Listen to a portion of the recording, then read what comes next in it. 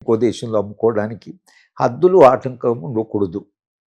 ఇది అమెరికా అవసరంగా America market ప్రపంచ మార్కెట్ కావాలి అనేటువంటి ఉద్దేశంతో డబ్ల్యూటీఓలో వాళ్ళు ఏం చేస్తారంటే ట్రేడ్ బ్యారియర్స్ ఒక దేశానికి ఇంకో దేశానికి అమ్మకాలు కొనడాల మీద ప్రతి దేశం పెట్టినటువంటి ఆంక్షలు ఏవైతే ఉన్నాయో వాటిని మనం తీసేయాలి. అట్లా డబ్ల్యూటీఓ వచ్చింది. ప్రపంచ బ్యాంక్ అప్పిచ్చేప్పుడు ప్రతి దేశం మీద మీరు మార్కెట్ను ఓపెన్ చేయండి, మీరు వస్తువుల యొక్క మార్పిడి ఏదైతుందో లేదా వాటిని మీరు లిబరలైజ్ చేయండి అని డబ్ల్యూటీఓ మల్టీలాటరల్ అగ్రిమెంట్స్ కింద డబ్ల్యూటీఓ తీసుకొచ్చి ఎవరు తీసుకొచ్చారు? అమెరికా. అమెరికానే అంటే చాలా క్రిటికల్. ఇవాళ ఏంటి, అమెరికానే క్రైసిస్లో పడింది. అమెరికన్ ఎకానమీ క్రైసిస్లో ఉంది. అక్కడ కూడా చాలా అన్ఎంప్లాయ్మెంట్ ఉంది. ఈ నిరుద్యోగం అనేది అమెరికాలో ఎప్పుడైతే పెరిగిందో వైలెన్స్ పెరిగింది అమెరికాలో విపరీతంగా.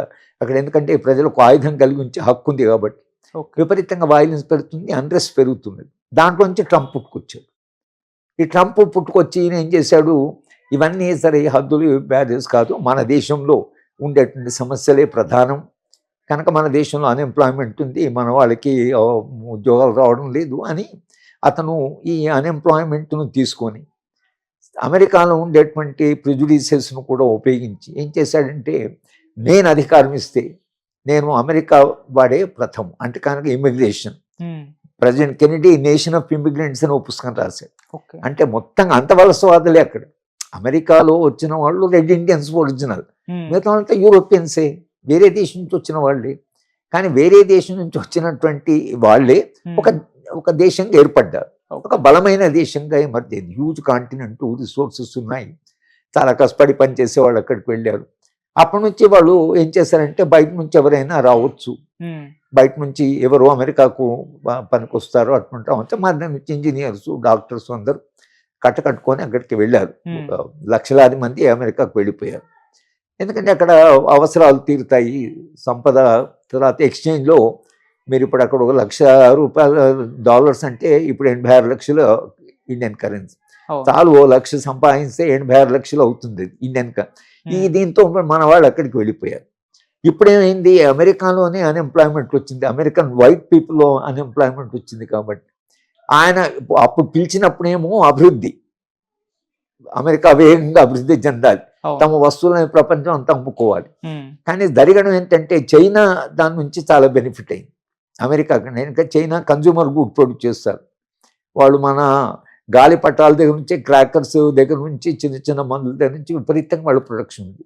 వాళ్ళ ప్రొడక్షన్ కాస్ట్ తక్కువ కనుక వాళ్ళు చీప్గా అమ్ముతున్నారు. అమెరికాలో విపరీతంగా అంత సంపద పోయింది. ఎందుకంటే మేము ఒక్కసారి ఓపెన్ చేశారు. ఇప్పుడు అర్థమైంది ఏంటంటే ఆమె చైనాతో మనం పోటీ పడలేము. ఎందుకంటే అమెరికన్ లేబర్ చాలా కాస్ట్లీ, $15 per hour ఇవ్వాలి వాళ్ళు. చైనాలో అట్టు కాదు. మన దేశం ఉందనుకోండి, మన దేశంలో ₹1,00,000 జీతం అంటే చాలా పెద్ద జీతం, వాడికి అది చాలా తక్కువ. కనుక అమెరికన్ వాళ్లకు కాకుండా వీళ్ళు బయట నుంచి ఇన్వైట్ చేశారు, బయట నుంచి జనం వచ్చారు. బయట నుంచి జనం వచ్చిన తర్వాత ఇప్పుడు ఏమైంది, అమెరికాలో ఉండేటువంటి వైట్ ఎవరైతే ఉన్నారో వాళ్ళు ఒక రకంగా ఈ అన్ని చైనీస్ గూడ్స్ రావడం దీని వలన ఎఫెక్ట్ అయ్యారు. 30% ట్యాక్స్. నిజానికి డబ్ల్యూటీఓ వచ్చింది ఈ ట్యాక్స్ వేయకూడదు. డబ్ల్యూటీఓ అంగీకారం ప్రకారం ట్యాక్స్ లాస్ చాలా లిబరల్గా ఉండాలి. అట కాకుండా ఇప్పుడు వాడు నేను ఎక్కువ ఇస్తా అంటే పోతే డబ్ల్యూటీఓ స్పిరిట్ కూడా వ్యతిరేకమే. వాడు పెట్టిన డబ్ల్యూటీఓ అని వాడికి పనికి రావడం లేదు. పనికి వచ్చినప్పుడు డబ్ల్యూటీఓ పెట్టారు, ఇప్పుడు పనికి రావడం లేదు కనుక ఆ సంస్థను బలహీనపరిచి రేపు అసలు డబ్ల్యూటీఓ నుంచి బయటకు పోవచ్చు. వరల్డ్ హెల్త్ ఆర్గనైజేషన్ నుంచి బయటకు పోయాడు. అది అసలు చాలా నిజానికి అలాంటి నిర్ణయాలు ఎప్పుడు మంచివి కాదు. మీరు WHO నుంచి బయటకు పోవడం అంటే ప్రపంచంలో హెల్త్ గురించి మొత్తం ప్రపంచవ్యాప్తంగా హెల్త్ గురించి పట్టించుకున్న ఒక సంస్థని మేము అమెరికా ఉండంటే వీళ్ళే చాలా డబ్బులు ఇస్తుంటారు కాబట్టి సంస్థ క్రైసిస్లో పడింది. కానీ ట్రంప్ది ఆయన ప్రవర్తన, ఆయన భాష, ఆయన బాడీ లాంగ్వేజ్ ఇవన్నీ కూడా అమెరికాలో ఉండేటువంటి వైడ్ స్ప్రెడ్ అన్రెస్ట్, సమాజంలో ఉండే ఒక అసంతృప్తి, పెరుగుతున్న అసమానతలు కనుక స్టిగ్లిట్జ్ అనేటువంటి ఒక నోబెల్ లారెట్ గ్రేట్ డివైడ్ అని ఒక పుస్తకం రాశాడు. ఆ గ్రేట్ డివైడ్లో ఆయన రాసినంటే అమెరికాలో విపరీతంగా అసమానతలు పెరుగుతున్నాయి. ఇది మంచిది కాదు. ఇది ఎప్పుడో ఒకసారి ప్రజల్లో పెద్ద ఎత్తున ఒక ఉద్యమానికి దారితీస్తుంది కనుక మీరు జాగ్రత్త పడండి అని చెప్తున్నాడు. వాటిని అంగీకరించవలసింది. మన ఇద్దరి ప్రయోజనాలు ఉన్నాయని చెప్పడానికి కూడా లేని ఒక దశ దాటిపోయింది. ఓకే. కనుక భారత ప్రభుత్వం ఒక రకంగా ఒక సవాల్ని ఎదుర్కొంటున్నది. ఏం చేయాలి ఇప్పుడు? చాలా మందిని పంపిస్తాడు అనుకోండి, ఇక్కడనే అన్ఎంప్లాయ్మెంట్ ఉంది, మళ్ళీ వాళ్ళంతా తిరిగి వచ్చారు అనుకోండి, అవును. వాళ్ళందరికీ అవకాశాలు ఎట్లా? కాస్త క్వాలిటీ లైఫ్ అనుభవించిన వాళ్ళు వెనక్కి వస్తే వాళ్ళ ఫ్రస్ట్రేషన్ వాళ్ళకు ఉంటుంది. కనుక ఇండియా ఇప్పుడు ఒక కొత్త సవాల్ని ఎదుర్కొంటున్నది. ఈ మల్టీలాటరల్ అగ్రిమెంట్ మన అన్నింటిలో ఎంటర్ అయిపోయాం.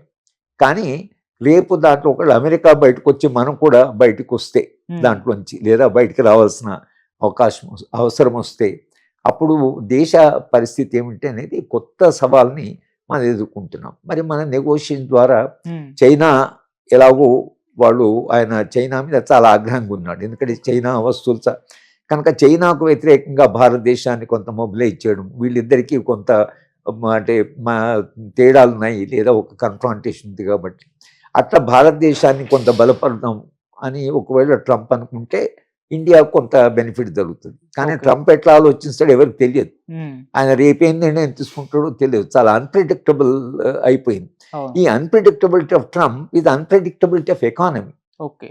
దేశం ఎటుపోతుందో, ఎంత అభివృద్ధి వస్తుందో, ఏమవుతుందో అన్సర్టెనిటీ. ఈ అన్సర్టెనిటీ ఏదైతే ఉందో ఆయన ప్రవర్తనలో కూడా మనకు అన్సర్టెనిటీ కనిపిస్తుంది. కానీ మొత్తం మీద ఒక కొత్త హోప్ని క్రియేట్ చేశాడు అమెరికాలో. ఆ హోప్లోంచి వాడు చూస్తున్నాడు